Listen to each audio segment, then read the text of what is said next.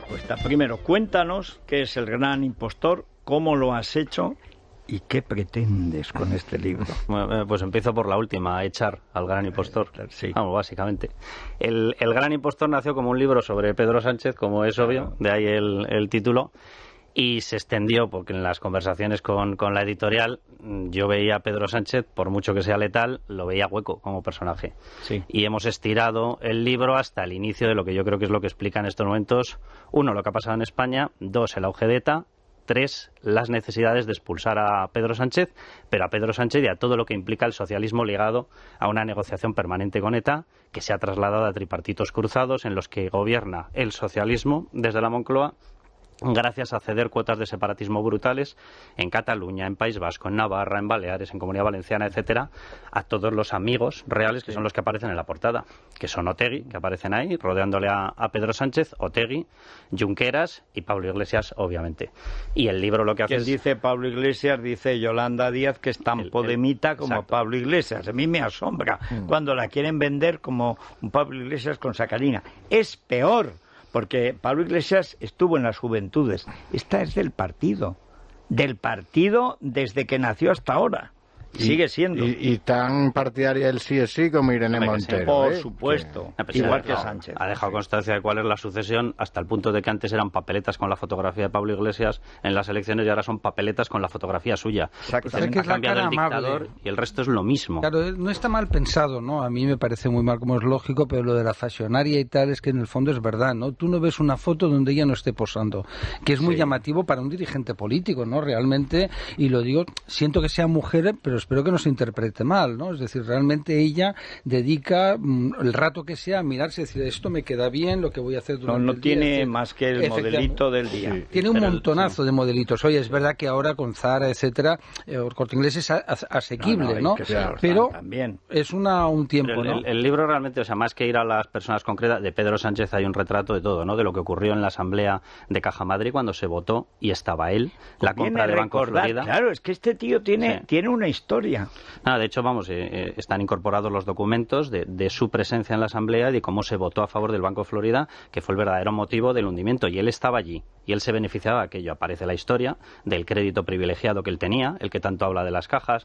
Aparece toda la historia de Marruecos y todas las relaciones de Begoña Gómez con una alianza marroquí. La pérdida o el robo del móvil de Begoña y luego la intervención Pegasus mediante del móvil del presidente del gobierno, y a la semana estamos reconociendo el Sahara. Sí. Y aparecen todos los enchufes que ha buscado a todos sus familiares Pedro Sánchez, que en eso no ha perdido el tiempo. O sea, desde el famoso David Azagra, que es el nombre falso de David, que eso es real, pero Azagra no es Azagra, es Sánchez, que aparece enchufado en los conservatorios, por cierto, dedicado a María Guardiola, ya tiene algo que hacer, enchufado en los conservatorios de Extremadura, si llega al gobierno María Guardiola, y aparece sobre todo toda la historia de cómo, que yo creo que es lo que explica la situación actual, el Partido Socialista ha cedido un supuesto liderazgo de la izquierda a Bildu, ETA en su inicio. Total. Y cómo ha negociado todo aquello y cómo en estos momentos está cautivo de aquello. Y cómo esos tripartitos cruzados de Esquerra manda en Cataluña, Bildu tiene que avanzar obligatoriamente en Navarra y acabar cogiendo el poder, suplantando a PNV en el País Vasco, y cómo a cambio se fabrica ese cordón sanitario en el cual el único que según ellos puede gobernar es la izquierda. Y a todos los que tenemos un planteamiento liberal conservador, pues ya nos podemos dedicar a otra cuestión. Carlos, ¿tú crees que...? Porque esta es una historia... Yo recuerdo el titular del Mundo, el patinazo de Paquirrín Martín, que por cierto es las 9:42 y no ha dimitido. Pero es que yo no creo que eso fuera una improvisación. O sea, esta persona fue el responsable, porque era el presidente de la fundación que organiza el crowdfunding, para que Pedro Sánchez llegue a la Secretaría General en las primarias. La famosa historia aquella que nos han contado de yo cojo mi Peugeot, el Peugeot no ha chupado más horas de garaje en su vida. En su vida, es así, literal. Sí. Apareció un crowdfunding, que de hecho el Tribunal de Cuentas ya dijo qué está pasando aquí. El crowdfunding es la forma de oficializar y blanquear un pitufeo. Sí. Eso es un crowdfunding. Un pitufeo o bien un dinero negro, a lo mejor nacido sudorosamente, que va a parar a ese bolsillo. Mira, hay varias personas muy cercanas a Pedro Sánchez. Una aparece también muy retratada en el libro. Yo reconozco con toda la ironía que le tengo un cariño especial. Yo vengo de donde vengo. y es Santos Cerdán. Y estas dos personas han estado muy cerca durante toda la historia de las primarias, el famoso equipo Sugus, toda esta historia que nos han vendido. ¿Por qué les llamaban Sugus? Bueno, porque tenían un cuenquito con Sugus en medio, una cosa así muy, ¿sabes?, muy adulta. Pues y tal. a mí ves que me encanta el Sugus. O sea, pues no te veo, no te veo yo en ese equipo, ¿eh? No, en ese equipo no, pero comiéndoles los Sugus te aseguro que sí, ¿eh? Y hay el factor común de muchos de ellos, y por ejemplo el de Santos Cerdán y el de Francisco Martín, es que consideran que efectivamente Bildu tiene que estar en un eje de gobernabilidad, consideran que ETA pudo cometer 900 asesinatos, los que fuera, puede tener casi 400 asesinatos sin esclarecer judicialmente, da lo mismo, les tiene que ayudar a ellos a formar un frente amplio, como llaman ellos, que suena mucho a Frente Popular y no me extraña, y que tienen que conseguir gobernar... Uruguay y Argentina, Frente muy argentino, sí. Y que tienen que conseguir gobernar con ellos sí o sí. Y en ese eje está Santos Cerdán, que es el que está llevando, de hecho llevamos una historia en Libertad Digital, sobre cómo se ha partido la negociación de la gobernabilidad en Navarra. La real se lleva por parte de Santos Cerdán desde aquí, la irreal, exhibiendo a PNV con Gueroa Abay, se lleva desde Navarra. Y esa es la realidad de lo que estamos viviendo. Y esa es la realidad de por qué hay que echar a este señor. O sea, Pedro Sánchez es la continuidad de eso. Estamos viviendo desde Zapatero. Yo recuerdo aquella entrevista, ¿te acuerdas, Rosana?, que le hacemos a Jaime Mayor. Y Jaime Mayor, después del 2004, después del 11M, cuando estaba todo el partido en shock y se mantuvo por la COPE, por aquella COPE, en 2 años hubo 5 manifestaciones de más de 500.000 de personas contra Zapatero y su pacto con la ETA, pero el primer análisis, para lo bueno no sé, pero en lo malo es una Casandra infalible, Jaime Mayor.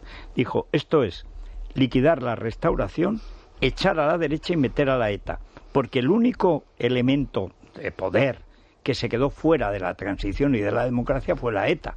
Una parte, porque una parte, la de Bandeiras y Onandia, que sí entró en la democracia y además se enfrentó a sus antiguos socios.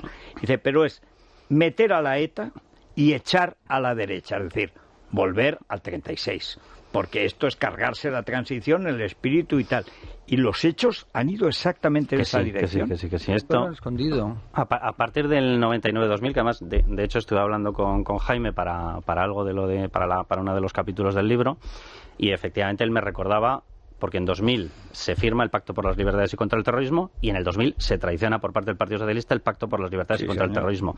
Pero él me recordaba, y es verdad, que hubo ya negociaciones y reuniones previas en el 99. Porque, aunque es verdad que José Luis Rodríguez Zapatero es el gran impulsor del acuerdo con ETA y de que ETA pase a ser Bildu y se convierta en el eje de gobernabilidad de España y, por tanto, de destrucción del sistema de 1978, de la Constitución, es verdad que eso venía ya auspiciado por Rubalcaba y demás. El que dicen que él acabó con ETA, bueno, pues el que dicen que él acabó con ETA fue el que puso la alfombra para que empezaran esas negociaciones. Quizás porque Iguren y Otegi estaban en el caserío. Claro. Cuando se firmaba el pacto al mismo tiempo. Estaban en el caserío negociando ya. Pero ellos tienen un susto que es cuando gobierna Aznar, ¿no? Es decir, por todo eso viene, toda la 11M. formulación ideológica, en mi opinión, por lo menos viene en ese momento, porque Y cuando se ilegaliza Batasuna, esa es la clave. Ellos están a punto de conseguir que Felipe hubiera seguido, ¿no? Y hubiera habido el relevo dentro del establishment socialista. Pero ¿qué ocurre? Llega Aznar y dice, bueno, no pasa nada, porque yo lo recuerdo, pues estaba ahí, ¿no? Este es antipático, no sé qué. No, además, y de golpe en 3 años está fuera. Efectivamente. Pero descubren que en el año 2000, mayoría absoluta. Y entonces aparece Zapatero, que no es nada tonto, al revés, ¿no? Y dice, uy, aquí lo que tengo que hacer es un frente de izquierdas. Ya está, toda la vida. Lo que es un peligro público. Ya, claro, pero toda la vida. Tengo por una parte la capacidad, ir echando al PP hacia la derecha más radical, y eso cuando aparece Vox es cuando ya les viene muy bien. Entonces ellos van a seguir Creen en esa que línea. les viene muy bien hasta que Vox y el PP completan mayorías alternativas. Exacto, sí. Exacto. Pero eso da la impresión de que no lo han entendido ni el PP ni Vox. ¿Quién es más Ni peligroso, Zapatero o Sánchez, según pues el balance que puedes hacer después de haber yo creo que se me libro? nota en el libro que empecé por Sánchez y evidentemente considero más peligroso a José Luis Rodríguez Zapatero. Pues además, Federico, tú has hablado un montón de veces de esto. Vamos a ver, España aquí, por desgracia, ya no es un país que tenga voz propia, es un país que en este momento se nos ha obligado a meternos en un grupo que es el Grupo de Puebla. ¿Quién está en el Grupo de Puebla? Efectivamente, está José Luis Rodríguez Zapatero. Y para la gente que se piense esta historia de no, es el sanchismo, es el zapaterismo. Oigan, en el Grupo de Puebla está Adriana Lastra, en el Grupo de Puebla está Zapatero, en el Grupo de Puebla deambula Baltasar Garzón, que es la pareja de Dolores Delgado. En el Grupo de Puebla... Y lo fue de Cristina Kirchner. Exacto. En el Grupo de Puebla está Irene Montero, en el Grupo de Puebla está Yolanda Díaz. ¿En serio que no nos están mandando desde el Grupo de Puebla? Y en el Grupo de Puebla, que estaba en conexión absoluta, ¿cuál fue el verdadero santuario para ETA? Venezuela. Sí, ¿Con quién negocia nada más llegar, que también aparece retratado en el libro, con quién negocia nada más llegar Pedro Sánchez? La primera persona que le lleva a José Bono, ¿quién es? Morodo. Sí, señor. ¿Vale? ¿Y donde se lavaba el dinero negro de PDVSA. ¿Y qué se van? Exacto. ¿Y qué se van a negociar? Unos acuerdos de suministro energético. ¿Y a quién se pone? Arturo Cubillas, que es un etarra, y se le pone de representante máximo en Venezuela, directamente dependiente de Hugo Chávez, para que organice la política territorial, es decir, dónde iban a cobijar a los etarras. Y eso ocurre nada más llegar Pedro Sánchez. Es decir, aquí hay una conexión obvia, al que no lo quiera ver, de verdad, que se tape los ojos, hay una conexión obvia, Grupo de Puebla, dictadura venezolana, dictadura castrista, ETA. Hay una diferencia, además, con respecto a Felipe González. Esa es la última pregunta que yo te quiero hacer. La parte del Felipe final. Porque Felipe, al principio, él usaba a Cuba como un reservorio de etarras para quitarlos de en medio. Pero que al mismo tiempo hace el GAL. Además, inspirado en el venezolano Carlos Andrés Pérez, su gran amigo, presidente de la Internacional Socialista, y a que le da un golpe de Estado a Hugo Chávez, que el primero fracasa. Por cierto, con 1.600 muertos. O sea, ese es Hugo Chávez. Y luego ya con Zapatero, ya no es Carlos Andrés Pérez, ya no es la socialdemocracia, ya es Cuba, Venezuela. Es decir, el gran cambio es que Felipe, que va nada más llegar, se va a Tropicana. Yo recuerdo las fotos que salieron en época de Jaime Capmany con las mulatas imponentes y tal.